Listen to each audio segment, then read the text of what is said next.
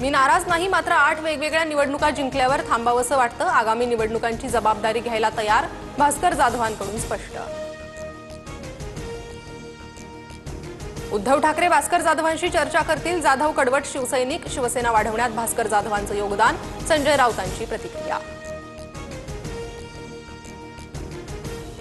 संजय राऊतांनी शिवसेना हायजॅकचा प्रस्ताव शिंदेंकडे मांडला होता. राऊतच सर्वात पहिले फुटणार होते, मात्र शिंदेंनी प्रस्ताव नाकारल्यानं ते थांबले. गुलाबराव पाटलांचा आरोप. भय आणि भ्रष्टाचारामुळे आमचे आणि पवारांचे आमदार सोडून गेले. आपल्यावर गुन्हा दाखल होईल अशी भीती गुलाबरावांना होती. संजय राऊतांचा दावा. हिंदी सक्तीच्या विरोधात आज मनसेचं मुंबईत आंदोलन. संदीप देशपांडेंच्या उपस्थितीत आंदोलन आणि सह्यांची मोहीम.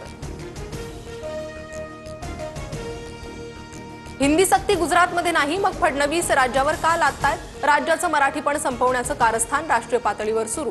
संजय राऊतांचा आरोप. मुख्यमंत्री फडणवीसांच्या उपस्थितीत आज महत्त्वाची बैठक. हिंदी भाषेला होत असलेल्या विरोधाच्या पार्श्वभूमीवर रात्री 9 वाजता बैठक. दोन्ही उपमुख्यमंत्री आणि सचिव उपस्थित राहणार. आम्ही नवीन, पण कधी केमछो वरळी म्हणून कोणाचे पाय चाटले नाही. जिलेबियन फाफडा, उद्धव ठाकरे आपडा म्हणालो नाही. संदीप देशपांडेंचं संजय राऊतांना ट्विट करत उत्तर.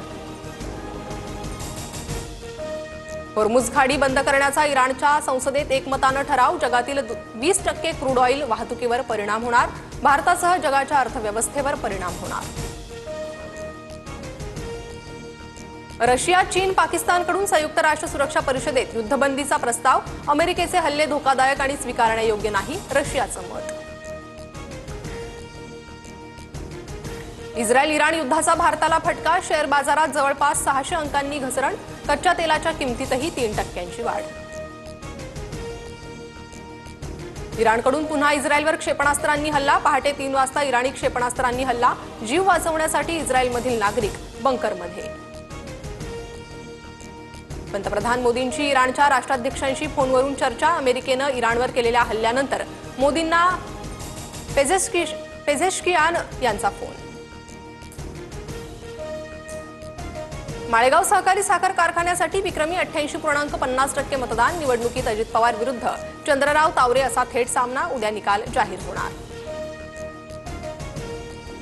एसटी महामंडळाच्या आर्थिक कामकाजाची आज श्वेतपत्रिका. मंत्री प्रताप सरनाईक दुपारी श्वेतपत्रिका जाहीर करणार. लालपरीला सावरण्यासाठी सरकारची. सोलापूर महानगरपालिकेचे आयुक्त सचिन ओंबासेंच्या ओबीसी प्रमाणपत्राची चौकशी होणार. तक्रारीनंतर केंद्र सरकारचं राज्याच्या मुख्य सचिवांना चौकशीचं पत्र. मुंबईसह कोकण, नाशिक आणि पश्चिम घाट माथ्यावर जोरदार पावसाचा इशारा. पुढील 3 दिवस मध्य महाराष्ट्रात तुरळक ठिकाणी पावसाची शक्यता. संत तुकोबांची पालखी आज यवतमध्ये, तर ज्ञानेश्वर माऊलींची पालखी सासवडमध्ये मुक्कामी असणार. खासदार सुप्रिया सुळे पालखीत सहभागी होणार.